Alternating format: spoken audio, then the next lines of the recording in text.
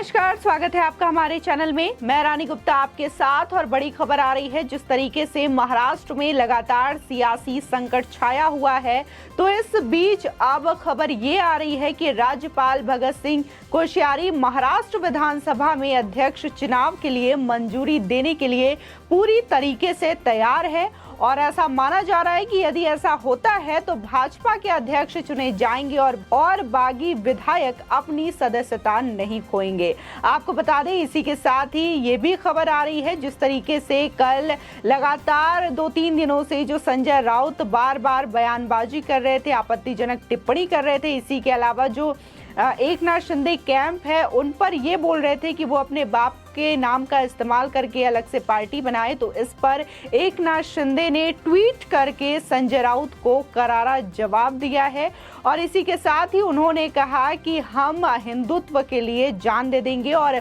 अगर हम ऐसा करते हैं तो ये हमारे लिए सौभाग्य की बात होगी। इसी के साथ ही आपको बता दें कि जहां एकनाथ शिंदे जो हैं अपने कैंप के साथ गुवाहाटी में हैं, तो इस बीच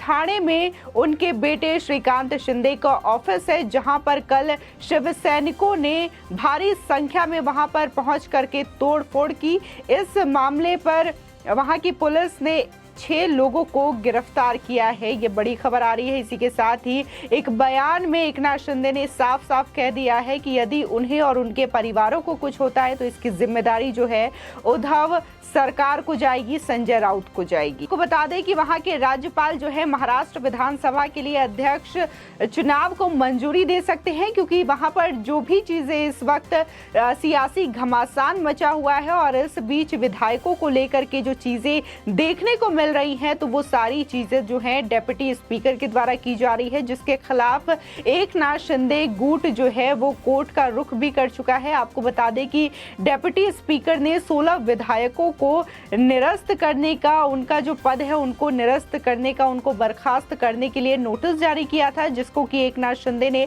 अवैध घोषित कर दिया था और उसके खिलाफ वो कोर्ट भी गए थे। आपको बता दें कि कल ही ये वाकया देखने को मिला था, जिसके बाद राज्यपाल जो है उन्होंने अब ये डिसीजन ले लिया है और ऐसा माना जा रहा है कि अध्यक्ष चुनाव के लिए पूरी तरीके से वो तैयार हैं और जल्द ही अध्यक्ष चुनाव को मंजूरी मिल सकती है, क्योंकि जिस तरीके से जो घमासान मचा हुआ है, तो विधानसभा में ये चीजें तय करनी जरूरी है। इसी के साथ ही जहां कोविड की वजह से राज्यपाल जो है हॉस्पिटल में एडमिट थे, तो इस वजह से ये जो राजनीतिक उथल पुथल थी, तो इसमें एक तरीके से विराम लगा था। खाली आरोप प्रत्यारोप का दौर चल रहा था, लेकिन अब ऐसा माना जा रहा है कि राज्यपाल अब स्वस्थ होकर आ चुके हैं, तो इस पे जो भी एक्शंस हैं वो जल्दी लिए जाएंगे और महाराष्ट्र की सियासत पर जो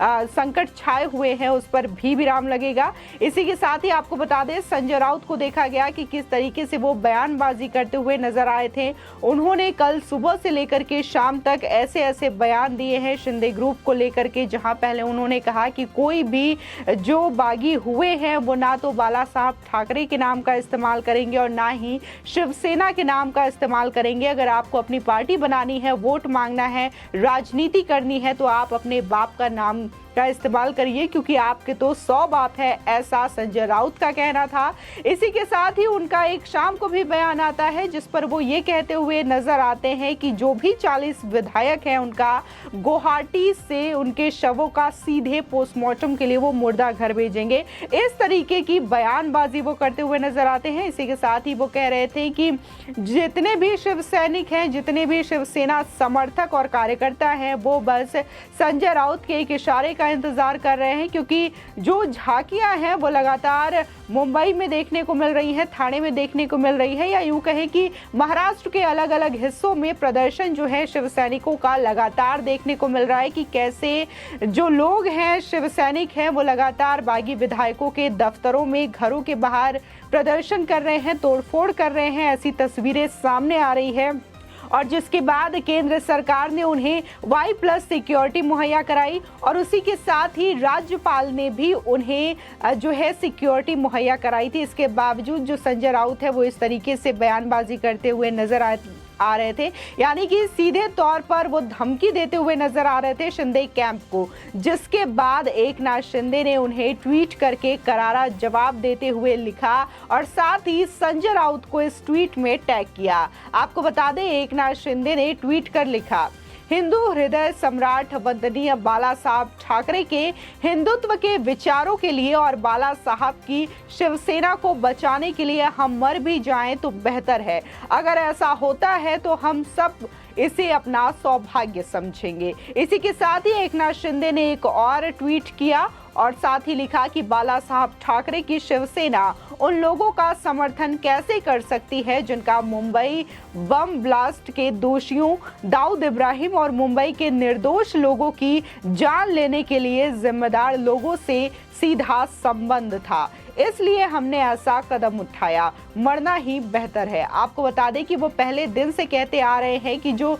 शिवसेना का गुट है, वो जो शिंदे कैंप है वो ही शिवसेना का असली गुट है, क्योंकि वो जो है वो कांग्रेस और एनसीपी से गठबंधन नहीं करना चाहते और वो बाला साहब ठाकरे के विचारधाराओं पर चलते हैं, हिंदुत्व के विचारधाराओं पर चलते हैं, ऐसा एकनाथ शिंदे का कहना है। इसी के साथ ही आपको बता दें कि इन दोनों ही ट्वीट में उन्होंने सांसद संजय राउत को टैग किया है, क्योंकि उन्होंने ही कल इस तरीके का भाषण दिया था और इस तरीके से आपत्तिजनक शब्द एकनाथ शिंदे को लेकर के और बागी विधायकों को लेकर के कहे थे। इसी के साथ ही आपको बता दें, महाराष्ट्र में जारी सियासी घमासान के बीच मुंबई में उद्धव समर्थक शिवसेना के 6 कार्यकर्ताओं को कल्याण से लोकसभा सांसद और बागी विधायक एकनाथ शिंदे के बेटे श्रीकांत शिंदे के कार्यालय पर पथराव करने के आरोप में गिरफ्तार किया गया। आपको बता दें कि थाने पुलिस ने रविवार को ये जानकारी दी है। बता दें कि 8 से 10 लोगों की भीड़ ने शनिवार को सांसद के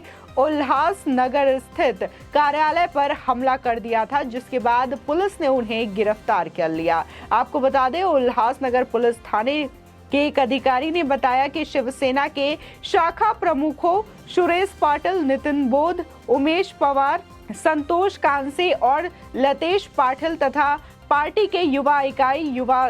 सेना के पदाधिकारी बाला बागुरो को भारतीय दंड संहिता महाराष्ट्र पुलिस कानून की धाराओं के तहत गिरफ्तार किया गया है। आपको बता दें, हिंसा को देखते हुए मुंबई में धारा 144 लगाई गई है। हालांकि इसके बावजूद उपद्रव और रुकने का नाम नहीं ले रहा है। इस बीच शिंदे ने एक बयान भी जारी कर कहा है कि अगर उनके परिवार को कुछ होता है तो इसके लिए उद्धव ठाकरे और आदित्य ठाकरे जिम्मेदार होंगे। आपको बता दें, लगातार जिस तरीके से जो देखने को मिल रहा है कि उद्धव ठाकरे, आदित्य ठाकरे और संजय राउत जो है लगातार बयानबाजी कर रहे हैं। धमकी भरे लहजे में ये बयानबाजी होती है इन तीनों नेताओं की ओर से, ताकि शिंदे कैंप जो है वो बिखर जाए और डर जाए, ताकि वो उनके जो विधायक है वो वापस शिवसेना में आ जाए, वापस महाराष्ट्र में आ जाए। के बावजूद उल्टी चीजें देखने को मिलती है। उतने ही ज्यादा ताकतवर एकनाथ शिंदे देखने को मिलते हैं और ललकारते हुए मिलते हैं गुवाहाटी से।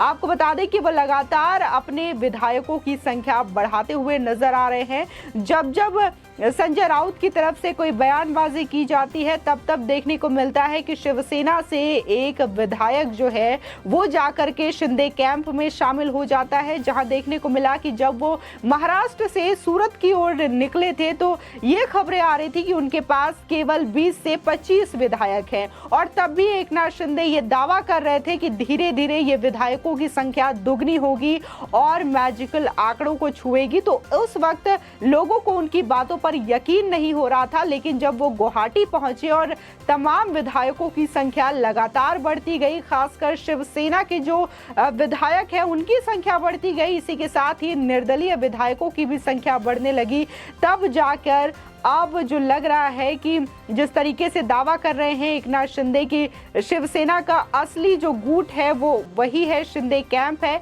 इसी के साथ ही खुद को वो बाला साहब ठाकरे के आदर्श में चलने वाला बता रहे हैं, हिंदुत्व की रक्षा करने वाला बता रहे हैं। तो कहीं ना कहीं ये चीजें देख करके जो विधायकों की संख्या है वो लगातार बढ़ रही है और ऐसी भी खबरें आ रही है कि आने वाले कुछ समय में वो लोग महाराष्ट्र आ सकते हैं और महाराष्ट्र के विधानसभा में ये जो चीजें हैं वो क्लियर होगी कि वो क्या नई पार्टी बनाते हैं या फिर अपना समर्थन बीजेपी को देते हैं, क्योंकि लगातार बीजेपी की ओर से भी बैठकें की जा रही है। और देवेंद्र फडणवीस जो है वो भी दिल्ली गए थे। उन्होंने दिल्ली के आने के बाद से लगातार बीजेपी के तमाम नेताओं और विधायकों के साथ मुंबई स्थित अपने आवास पर बैठक भी की थी। तो इससे जो तमाम बैठक चल रहे हैं तमाम पॉलिटिकल पार्टीज के बीच में, तो ऐसा माना जा रहा है कि इसको लेकर के निर्णय जल्द ही तय होगा। लेकिन एक बात तो तय है कि एकनाथ शिंदे ने उद्धव